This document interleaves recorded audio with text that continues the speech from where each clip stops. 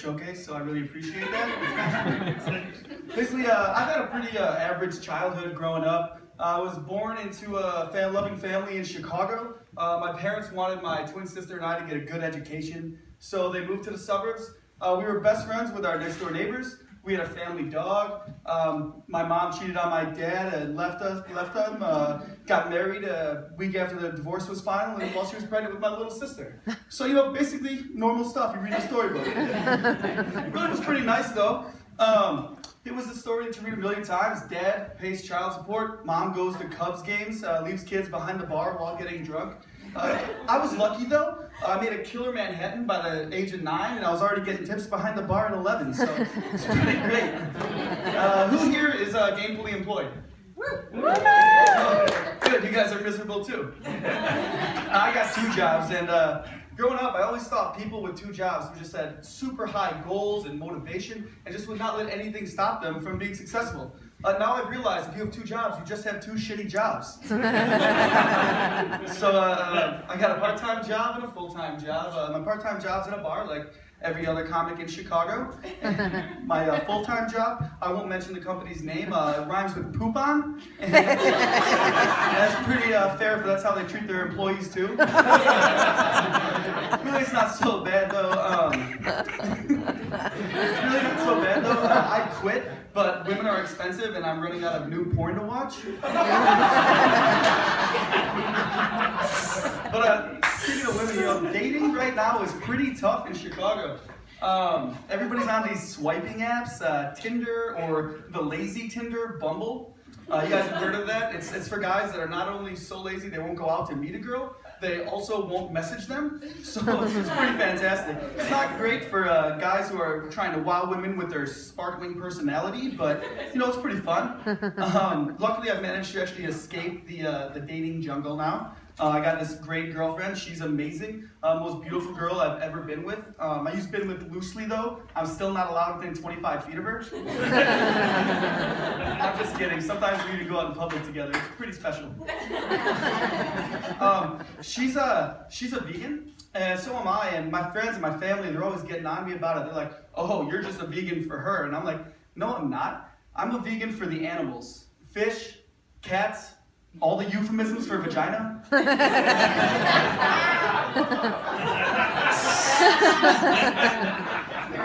We've only been seeing each other for a little while now, but I've already seen a lot of positive stuff, changes in my life. She redecorated my apartment, a lot more space now.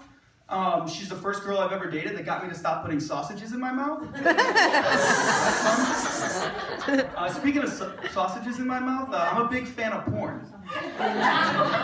You can call me a porn connoisseur, an anal analyst, the wine sommelier of porn. Basically, you just tell me which emotion you're feeling the most self-loathing, and I'll tell you which backdoor sluts edition is just right for you.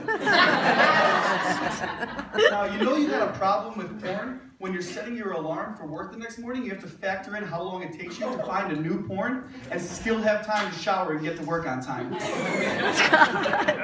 Now, myself, I'm a big fan of the storyline porn. I'm not interested in seeing one porn star blow another porn star. I want to watch Billy fucking his way through every college professor who thought fake E-cups was a good career choice. Now, usually you can imagine porn to be pretty detrimental to a relationship, but actually I got pretty lucky.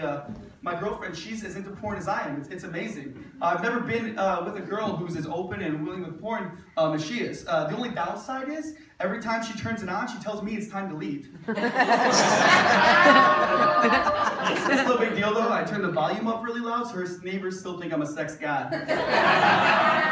Sometimes I'll spray my face and start panting on my way out so they know how hard I was working. You know what's actually a big problem for me with society these days? It's the same problem with a lot of things. We've become really lazy when it comes to insults. Like, I'm so tired of people saying, "Oh, you're such a dick," or "quit being a pussy." It's like, let's get descriptive. Let's be creative. If you see someone who's overly sensitive but pretty much useless, that's a clitoris.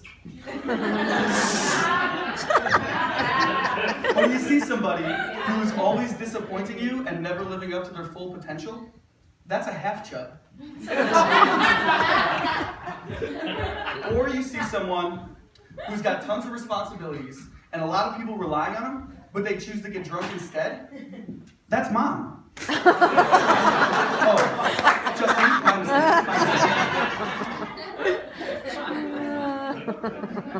No, but really, my mom, she's great.